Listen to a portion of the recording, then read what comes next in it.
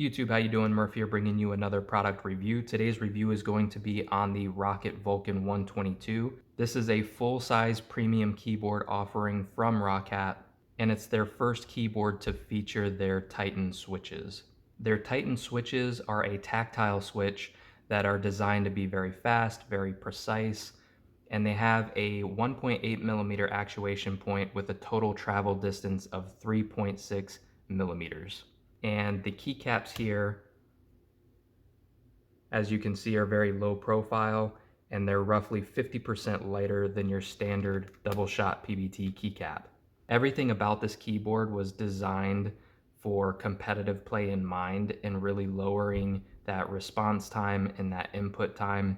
So because these keycaps are lighter than your typical keycap, that's just going to aid in the rapid response time. Also, this keyboard is designed to bring electrical contact bouncing down to a minimum, which just allows their firmware to recognize the input a little bit faster. And this keyboard also has a 1000 hertz polling rate, which is going to allow for that faster input time as well. This keyboard is about 18 inches long and about 1.2 inches high, and it weighs in right around 2.5 pounds. It's made of a light plastic shroud with an aluminum base plate printed on the top, which looks really nice, but it also helps bring down that weight a little bit. And all of the keys on this keyboard are fully remappable. You've got a volume knob right here, as well as an effects button and a mute button. So all your volume controls are right there at the top right, easily accessible. As far as the RGB goes, it looks very good on this keyboard. As you can see, all of the keycaps do have RGB pass-through, so you can see the lighting through those keycaps. Also, because these are low-profile keycaps, you can kind of see that light around the keys as well. And because of this aluminum base plate, the light kind of reflects off of it, so it's got very good LED lighting on this keyboard. Now, talking about the Titan switches on this keyboard, I actually like them a lot. I'm not one for tactile switches. It's hard to recommend a switch type to somebody because some people like linear, some people like tactile, some like a heavier or a lighter switch. It really just depends on what you like and what you're going for. Me personally, I prefer a linear switch. But the cool thing about these tactile switches is that the tactile bump is really towards the top end of that keystroke. So even though this is a tactile switch, the bump is not towards the middle like other switches. It's really right after that initial key press is when you feel that tactile bump. And so if you're not really for tactile switches, this is really mild as far as a tactile switch goes. There's certainly a bump there, but because it's towards the top end of that keystroke, most of that travel distance is going to be after the tactile bump. Since we're talking about these switches already anyways, I will give you a quick sound test. I typically like to do my sound tests in two parts. The first part will be kind of a normal typing experience for like 80–90% of you. If you were typing, just surfing the web, writing a report, doing some light gaming.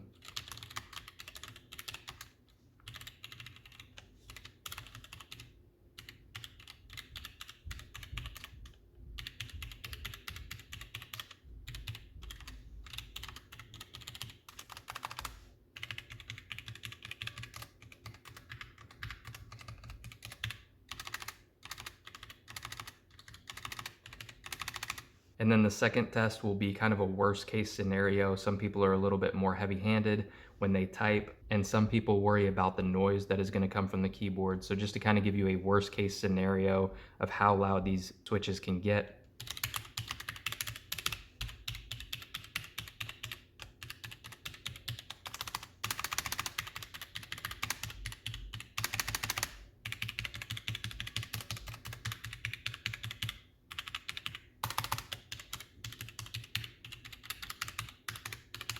So that's kind of a worst case scenario. I would liken these to probably somewhere between a Cherry MX Brown and Blue as far as sound is concerned. All right, so Roccat uses their Swarm software to control their devices. And so once you download their Swarm software, this is what you're going to be presented with. You can choose your keyboard up top. If you have other devices from Roccat, they'll show up here. But we'll select the keyboard for now. And up top here, you have 3 tabs: General Features, Key Assignment, and Key Illumination.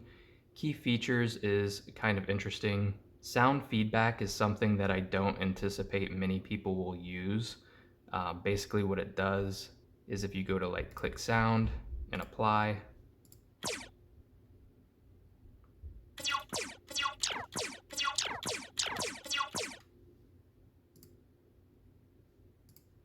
sci-fi sound.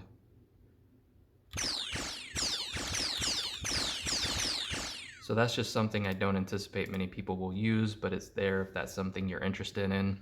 Character repeat is interesting as well. So for example, this is where it is by default.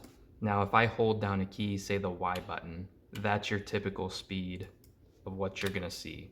But if you go to repeat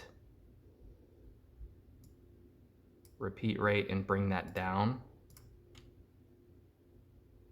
it will repeat that key much slower.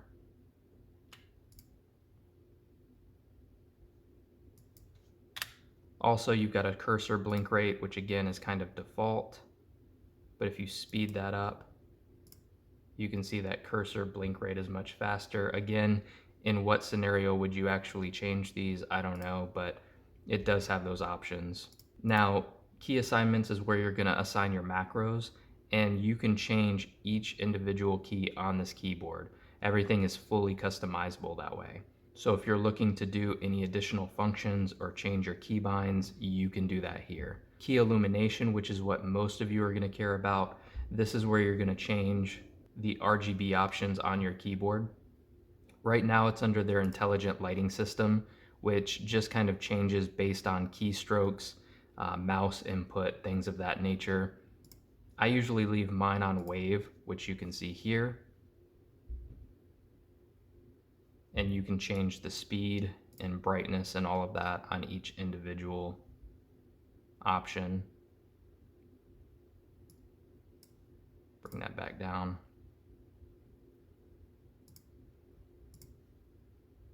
Here is the snake option. And again, you can speed that up or slow it down. And it'll show a preview as well. You have to hit apply for it to actually apply to your keyboard. But if you want to see a preview up top on your screen, all you have to do is change that and it'll show that for you. This is fully lit. And you can choose a color, and you can actually choose a color based on each quadrant of your keyboard. So if you want to turn this stack green, and maybe you want to do this one kind of an aqua color, you can do that.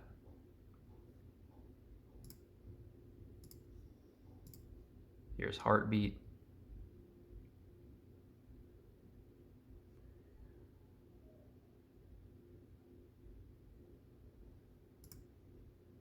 Here's breathing.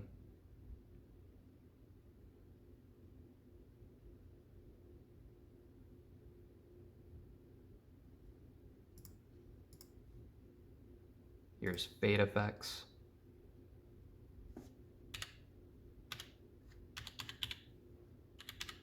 That's just going to fade in and out with keystrokes.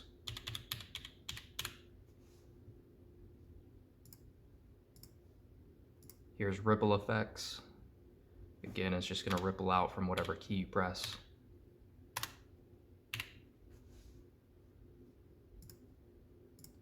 And then custom mode is where you're going to be able to come in and customize. You can do your arrow keys or your function keys, different colors, different speeds, brightnesses, all of that kind of stuff. So it's pretty customizable. It's really intuitive as well. I really like their software. I would put it up there with some of the better software options out there like Corsair and the Razer Synapse software as well. It's really functional and really easy to use. This keyboard does retail for about $150, but sometimes they do run sales on their website and you can pick this up for a little bit cheaper. And if you're in the market for a full-size premium keyboard, I think this is definitely worth a look. The build quality is not the best, but it's not bad at all for the price. I don't foresee any kind of durability issues with the keyboard or the keycaps or anything like that. And the software for this keyboard is really, really good as well. I hope you guys found this video useful. As always, if you have any questions about this product or the video in general, drop them in the comment section down below. I'll be sure to get to them. Also, make sure you guys join the Discord server. I'll put a link in the description down below. You'll be notified when I go live on Twitch, when I post a new video to YouTube. You'll be notified of any new giveaways that are going on. And you can make video or review requests over there. You can also ask any questions about the videos, request new product videos, get stream setup help over there, pretty much anything you need. So if you guys want to join that Discord server, make sure you do that. I hope you guys enjoyed the video. YouTube, we'll catch you later.